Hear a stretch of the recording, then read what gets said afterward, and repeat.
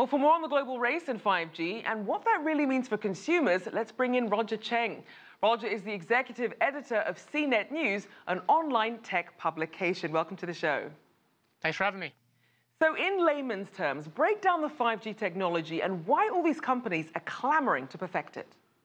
Right, well, 5G ultimately means for consumers a significantly faster network, better connection, more ubiquitous network, and one that can connect not just your phone, but really all the devices around you. We're seeing this trend called the Internet of Things, basically the idea that everything from dog collars to refrigerators have an internet connection. Well, 5G is really sort of the platform for that. And it's really sort of seen as this foundational tech for other trends like self-driving cars, remote surgery, even streaming virtual reality or augmented reality.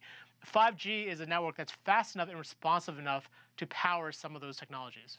So how big is the difference in terms of what we see now with 4G technology versus the importance with 5G? It's a potentially huge leap. It's easy to forget now, but 4G LTE was a big leap over 3G. It was in terms of speed, right? Thanks to 4G, we have apps like Uber, Airbnb. We have live streaming apps. We could do so much more with that higher speed connection. So really, the potential with 5G is kind of unknown right now because we don't see the kinds of applications that really take advantage of this kind of bandwidth and this kind of responsiveness. So how do you see this change impacting businesses versus the way it'll impact consumers? In terms of businesses, the idea that you could have every little thing connected could be a real game changer for a lot of businesses. You look at the farming industry, right? The 5G is designed to not just be fast, but also be power efficient. So you could have sensors in farming equipment that are connected to the 5G network that could run 10 years without a new battery. So on a single charge, it could run on a 5G network and give back and offer data for 10 years without that recharge. And as you look at the global players in this space, who are they and what are they doing to stay ahead of the pack?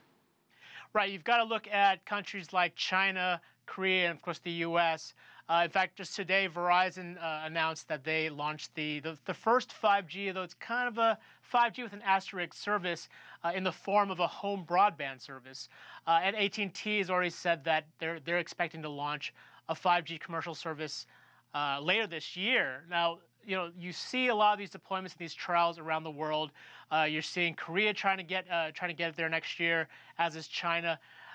A lot of this is just a bit of it's marketing, a bit of it's just having the bragging rights to be there first. But realistically speaking, you probably won't see 5G networks that are broad enough to really impact a lot of people until 2020, 2021. Because we're certainly seeing a lot of ambitious plans, but in terms of seeing it in fruition and seeing the progress, how would you say China is faring versus, say, Europe and the US? Well, China definitely seems poised to make a big leap into 5G. They have the government backing. I think the companies, the way the industry is kind of merging there around building 5G, it's definitely there. In terms of spectrum, in terms of radio airwaves, I think that's still a question, how fast they can get that going. But it's going to be a challenge kind of building up the 5G network. China's a big country, and deploying these networks won't be cheap. Now, lawmakers often have a tough time keeping up with the pace of technology. So what sort of challenges are there in developing policies around the technology, as well as the supporting infrastructure needed for 5G? Yeah, I think that's the challenge we're seeing in China and the US. The idea of making sure the policy is in place to ensure that there is some leeway there's some openness to companies investing, encouraging companies to invest in 5G, making sure that spectrum is available.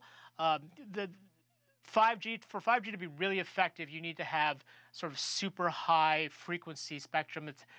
Not a lot of carriers have that right now, so making sure the government kind of works to make sure these carriers have access to that spectrum is really important.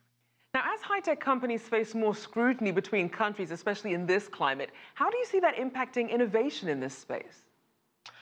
In terms of 5G, I imagine 5G will be a shot in the arm for innovation. Like I said, it's unclear what kinds of opportunities, what kind of apps and programs will take advantage of this network. But just as you saw with 4G, there was just an explosion of different apps and services that came out of 4G. You can imagine a lot of the same happening with 5G. And how do you think developers best address these personal privacy concerns as well as these government security concerns? I don't think 5G is going to change the game there. I think that the idea, the issue or the dilemma of personal privacy and information, I think that's going to continue with 5G. In fact, the fact that this network is going to be more ubiquitous, more responsive, that potentially consumers have even more to look out for down the line. All right, thank you so much. Roger Cheng there, Executive Editor at CNET News.